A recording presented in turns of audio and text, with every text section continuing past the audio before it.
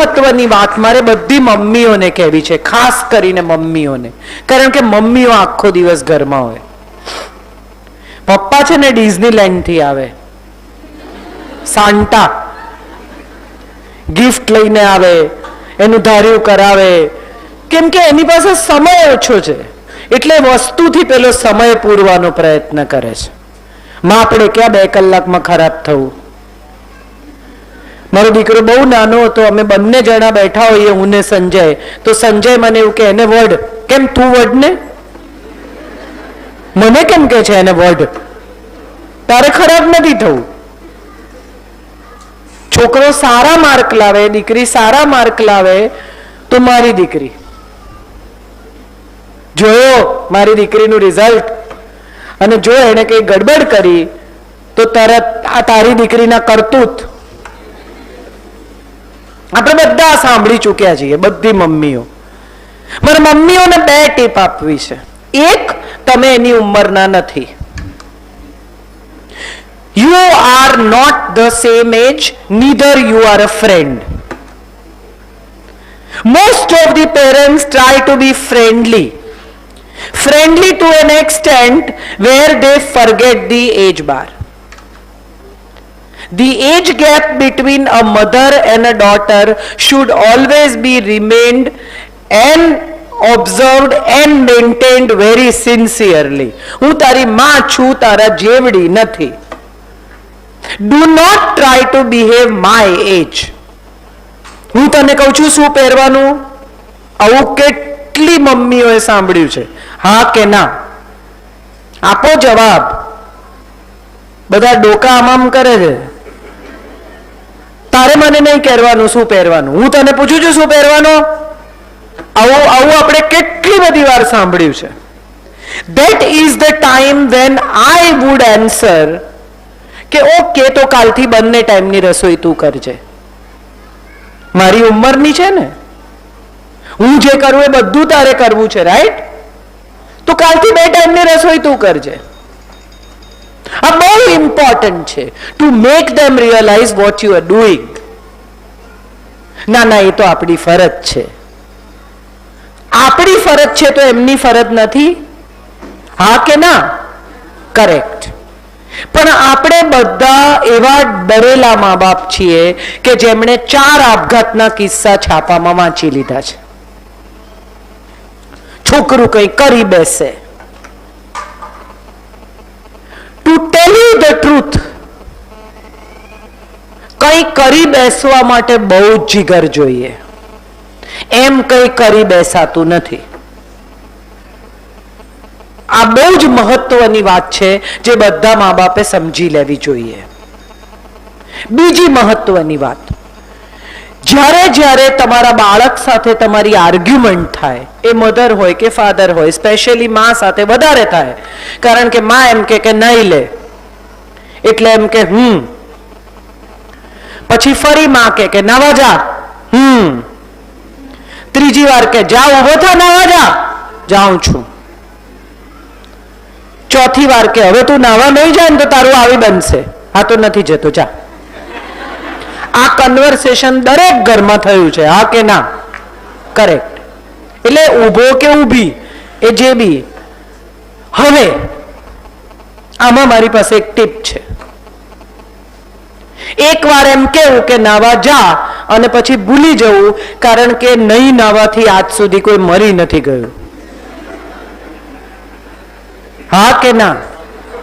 Correct. પણ homework કરવા બેસ, એમાં બાંધછોડ નથી. આપણો પ્રોબ્લેમ શું છે? ખાડે ડૂચા અને દરવાજા ઉઘાડા. નાવામાં, ખાવામાં, આમ કરવામાં, પેલું કરવામાં, ટીવી જોવામાં, ફલાણું કરવામાં, કપડાં પહેરવામાં આપણે એટલી એનર્જી વાપરી કાઢી છે કે પછી જ્યારે ખરેખર ડિસિપ્લિન કરવાનો વારો આવે છે ત્યારે ડિસિપ્લિન સુધી એ એનર્જી રહી નથી. ડિસિપ્લિન શેમાં જોઈએ છે તમને? હોમવર્ક કરવામાં, સાંજે સમયસર ઘરે આવવામાં, તો એમાં વાપરો. નવામાં શું કામ વાપરો છો? આપણા મનમાં એમ છે કે આ રિમોટ કંટ્રોલ થી ચાલતું એક રમકડું છે, આપણે કહીએ કે નાવા જાય એટલે આમ કરતું ઊભું થઈને નાવા જતું રહેશે, પણ એ નહીં જાય, કારણ કે હવે એની પાસે એક ઇન્ડિવિજ્યુઅલ થોટ પ્રોસેસ છે. કાનમાં ઇયરફોન પહેરી રાખે, મ્યુઝિક સાંભળ્યા કરે, કે જે સાંભળતા હોય રામ જાણે. હવે મજાની વાત એ છે કે તમે જ્યારે કંઈ કહેવા જાઓ છો ત્યારે એને સંભળાતું નથી. તમે એમ માનો છો કે તમે કહ્યું છે, એને સાંભળ્યું નથી. Best way to deal with it, stand there, look at in there eyes and tell them કે કાઢ તો વાત કરવી છે. આપણી પાસે એટલી ધીરજ નથી. એ જ્યારે સૂર ઊંચો કરે, હા કરીને વાત કરે, ત્યારે મોટા ભાગે એ કાળી 5માં હોય તો માં કાળી 7માં જતી રહે. આવી રીતે વાત થાય માં સાથે, આ રીત છે તમારી, અમે આખો દાડો કરીને થાકી જઈએ પણ તમને તો કઈ કદર જ નથી. આ સ્વગત ઉચ્ચાર છે, રેડિયોની જેમ તમે બોલો છો, એને સંભળાતું નથી. હવે જો તમારે અહીંયા કંઈ કરવું હોય તો best part of the story is that when they raise their voice, tell them કે આ મારી સાથે વાત કરવાની રીત નથી. મગજ ઠેકાણે આવે, શાંત થાય, વાત કરી શકે, દલીલ નહીં, ત્યારે વાત કરીશું.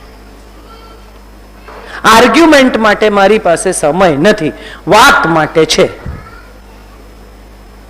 બીજી બહુ જ મહત્વની વાત, મોટા ભાગની મમ્મીઓ ટોન્ટ મારવામાંથી ઊંચી નથી આવતી.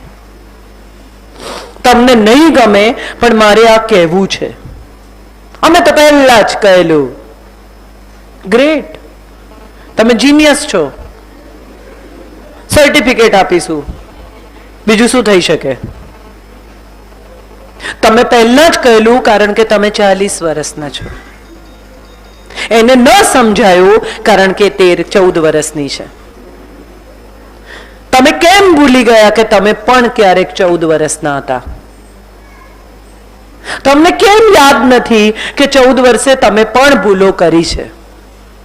તમને પણ ક્લાસનો એક છોકરો ગમતો હતો, તમને પણ ક્લાસની કોઈ છોકરી ગમતી હતી. હિંમતવાળા કોકે ચિઠ્ઠી આપી હશે, પ્રિન્સિપલની કેબિન સુધી પણ પહોંચ્યા હશે. ટેબલ ઉપર હાર્ટ કોતર્યા, હજી બી તમારી સ્કૂલમાં જઈને જુઓ તો તમારી પાટલી ઉપર કોતરેલા હાર્ટ કે ને એસ લખેલા હશે.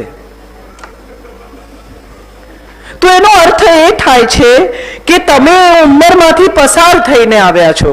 એ એડોલેસન્ટની ઉંમર, એ છોકરીનું ગમવું, એ અમુક પ્રકારના હોર્મોનલ ચેન્જીસ.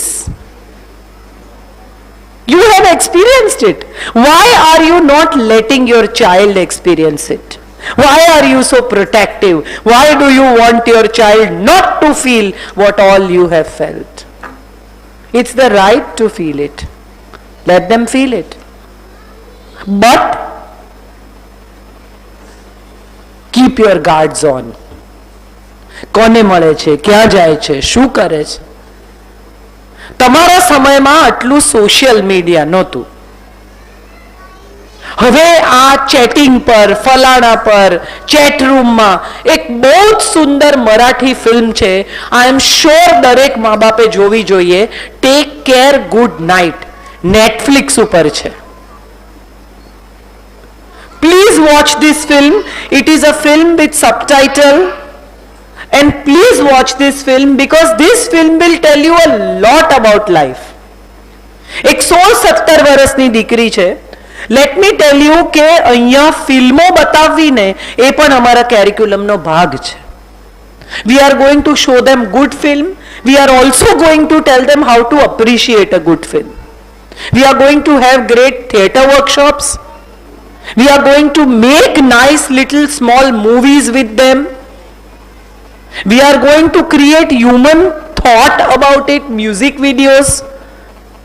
માત્ર ભણવા નથી આવતું તમારું બાળક, ટકાવારી નહીં આવે તો ચાલશે. હમણાં ફરહાન અખ્તર સાથે એક દિવસ વાત થઈ અને કંઈક વાત ચાલીને મેં એને કહ્યું, મેં કીધું હું તો મારા દીકરા માટે મુંબઈ શિફ્ટ થઈ, એ તો પાછો જતો રહ્યો, મને તો ધક્કો પડી ગયો. અને મેં કીધું કે હવે શું કરે છે? મેં કીધું કાંઈ નહીં, આઈ એમ ટાયર્ડ, આવું મારાથી કહેવાઈ ગયું. અને એણે મને કહ્યું કે આ પિક્ચરની વાત આપણે સ્ટોરી પછી સાંભળીએ, પહેલા મારી સાથે આના ઉપર વાત કરો. You need to listen to me નાઉ.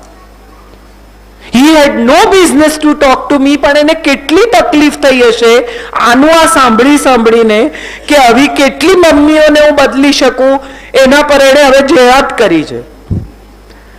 એણે મને એમ કહ્યું કે હું 26 વર્ષ સુધી કંઈ નહોતો કરતો.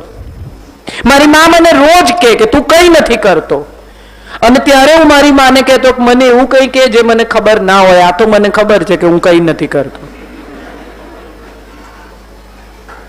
એની પહેલી ફિલ્મ સુપરહિટ પુરવાર થઈ, કારણ કે એની અંદર પાકી એ ફિલ્મ. એણે રોજ સપનું જોયું આ ફિલ્મ બનાવવાનું. એણે પોતાના ડ્રીમમાં એ ફિલ્મ આખી જોઈ લીધી હશે કેટલી વાર કે હું આમ બનાવીશ.